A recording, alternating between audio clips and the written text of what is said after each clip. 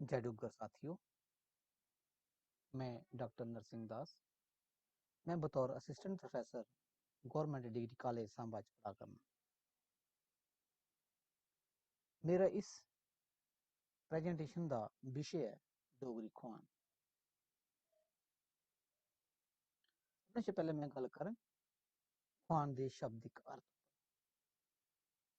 लोकोक्ति या कहावत गी डोगरी च खोआन आख्या जांदा। खोआने का डोगरी च दूआ नां उआख है। इ'यां गै खोआने का एक होर नां बाख भी है। खोआन ते उआख दोए शब्द संस्कृत के उपाख्यान थमां विकसित होए दे न।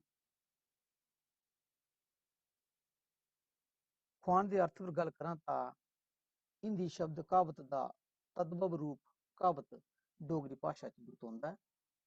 लोक साहित्य दी हर विधा आंगर गै खोआन रचने आह्ले दा भी कोई थौ पता नहीं होंदा। अस इ'यां भी गलाई सकने आं जे खोआन मनुक्खी संस्कृति दा गै इक हिस्सा होंदी है, जेह्दे कन्नै भाशा च चार चन्न लग्गी जंदे न। शब्दें दा मता खलार नेईं पाइयै इक निक्के जनेह् खोआन राहें आखने आह्ला गागरै च सागर भरी ओड़दा है। कन्नै गै गल्ला गी मता असरदार ते रोचक बनाई ओड़दा है। खोआन मनुक्खै दी सोच समझ ते चलाकी दा प्रतक्ख प्रमाण दिंदियां न।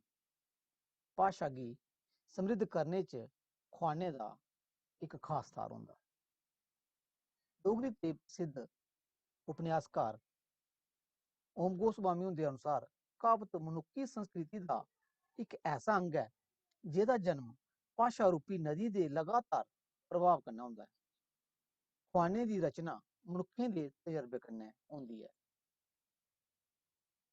खोआन कुसै समाज दी इतिहासक, सांस्कृतिक, मानसिक, अध्यात्मक, आर्थिक, धार्मिक, व्यवहारक सभनें स्थितियें दी सामतम तस्वीर होंदी है। खोआन लोकें दे तजर्बे कन्नै बनदे न। कुसै समाज ने जो किश अपने लम्मे अनुभव तजर्बे कन्नै सिक्खे दा होंदा है, उसी इक वाक्या च बन्नी दित्ता जंदा है ते उस वाक्य गी गै खोआन आखेआ जंदा है। मुहावरे ते खोआने दे फर्क भेद गी समझने आस्तै इस स्लाइड पर गल करने आं। इस स्लाइड राहें तुसें गी समझ आई जाग कि खोआन ते मुहावरे केह् फर्क होंदा है। खोआन एक पूरा वाक्य होंदा है, जबकि मुहावरा वाक्या दा एक अंश होंदा है। दूआ फर्क एह् है, खोआन दा प्रयोग स्वतंत्र रूप च होंदा है, पर मुहावरे दा प्रयोग स्वतंत्र रूप च नेईं होंदा।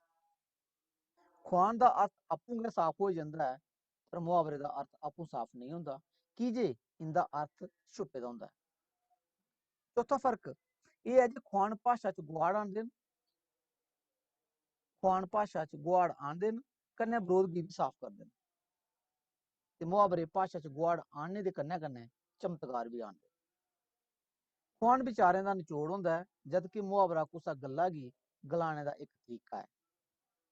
खोआन दे रूपा च कोई बदलाव नहीं होंदा, जबकि मुहावरे काल, वचन, पुरुष के अनुसार बदलते रौंह्दे न। खोआन दे आखिर च कोई भी वर्ण जां शब्द होई सकदा है, पर मुहावरे दे अंत च सिर्फ ना वर्ण दा गै प्रयोग होंदा है। अर्थात इंदा जेह्ड़ा अंत है ओह् ना वर्ण कन्नै, ना अक्षर कन्नै होंदा है। आओ हुन गल करचै डोगरी च प्रयोग होने आह्ले किश खोआन।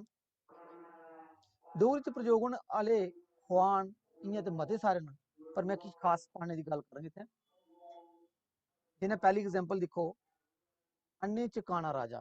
एह्दा अर्थ होएआ घट्ट समझदारें च थोड़ा समझदार। दूई है अंदर भो ते बाह्र खलो, कोई थौ ठकाना नहीं होना।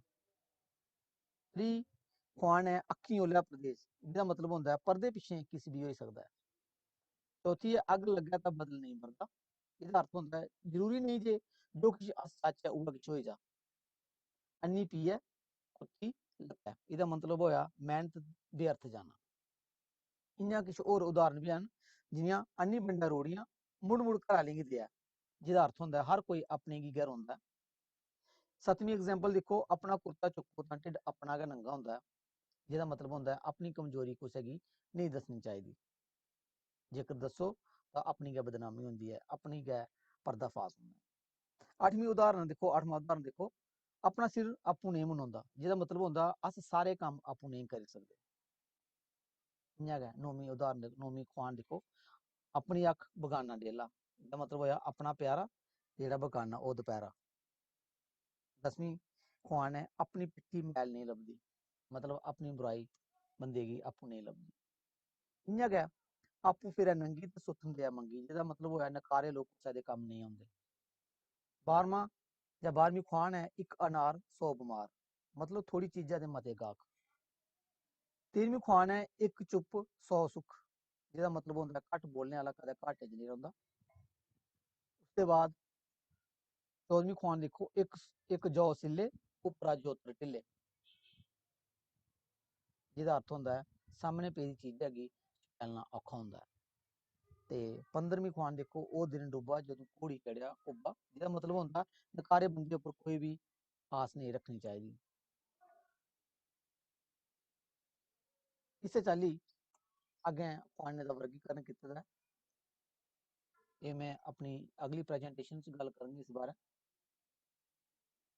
इ'यां गै डोगरी च बड़े सारे खोआन जिंदी जानकारी आस्तै मेरी कताब डोगरी संप्रेषण साधन डोगरी दिक्खी सकदे हो, ते कन्नै गै डाक्टर तरसीम रैणा हुंदा PhD दा शोध ग्रंथ बी दिक्खी सकदे हो।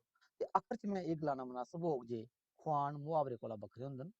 लोक साहित्य च इंदी अपनी बक्खरी पन्छान होंदी ऐ। खोआन कुसै समाज दी इतिहासक, सांस्कृतिक, मानसक, अध्यात्मक, आर्थिक, धार्मिक, व्यवहारक सभनें स्थितियें दी सामताम तस्वीर होंदी ऐ। खोआन लोकें दे तजर्बे कन्नै बनदे न। कुसै समाज ने जो किश भी अपने लम्मे तजर्बे अनुभव कन्नै सिक्खे दा होंदा ऐ, उसी उस इक वाक्या च बन्नी दित्ता जंदा ऐ, ते उस वाक्य गी गै खोआन आखेआ जंदा ऐ। डोगरी इक रज्जी पुज्जी दी भाशा ऐ, एह्दे च बेशुमार खोआन आम जनमानस च प्रयोग होंदे लभदे न। धन्नवाद।